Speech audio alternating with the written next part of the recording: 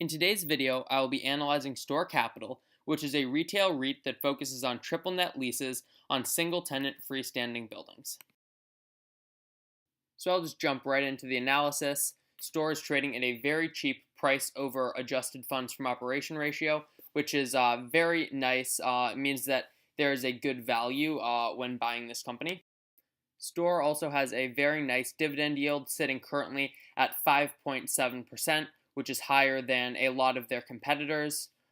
It's nice to have a high dividend yield because you can reinvest those dividends in the company, or you can use those dividends just to generate income. They have also been increasing their dividends significantly by 8% in 2015 and by 7.4% in 2016. And a growing dividend is a sign of a stable company, because if the company is raising their dividend, it means that they're committed to giving good value and returning money to shareholders, and it means that they're in a financially stable situation. So furthermore, STOR has a ridiculously low AFFO payout ratio, which pretty much means what percent of their adjusted funds from operations is being paid out in dividends to shareholders. And as you can see, their AFFO payout ratio is 67%, which means that they can use the other 33% of their adjusted funds from operations to grow their company, which a lot of REITs need to take on debt or dilute existing shareholders to grow because they have a high AFFO payout ratio. This means that STOR has a safe dividend because they're only paying out 68% of their adjusted funds from operation, 67% of their adjusted funds from operation. And it means they can grow their dividend in the future, as well as it means they won't need to be diluting shareholders and they won't need to be taking on a ton more debt. And then on the topic of STOR Capital's debt, it is well laddered. As you can see, they have spread it out over the next 10 years very well. And additionally, almost all of their debt is fixed rate, which is crucial because we are currently in an environment where rates will likely start to go up. And so if REIT's debt is not fixed rate, it means it will go up, and that will be damaging to the company, but it is all fixed rate for STOR, which is a great thing to see.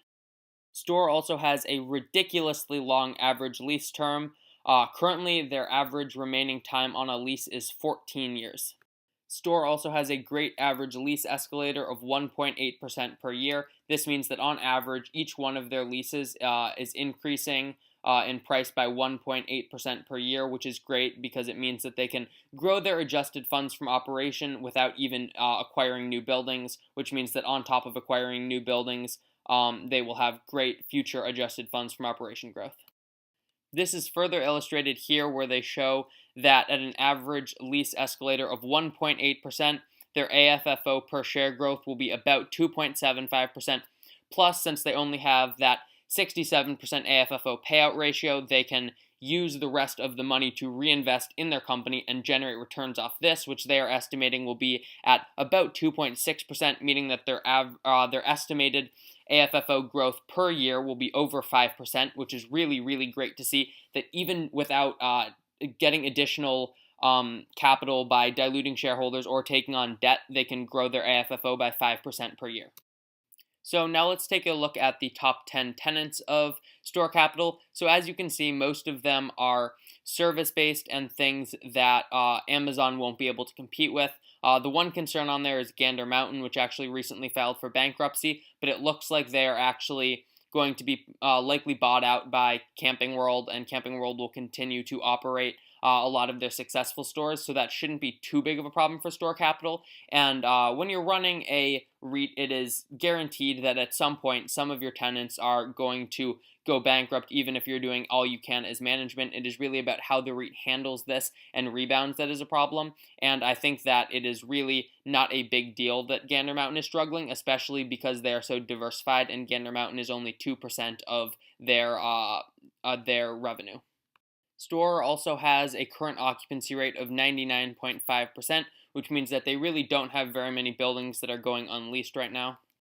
Like I said, STOR also has a very, very diversified tenant base, with only 11% of their revenue coming from their top 5 tenants.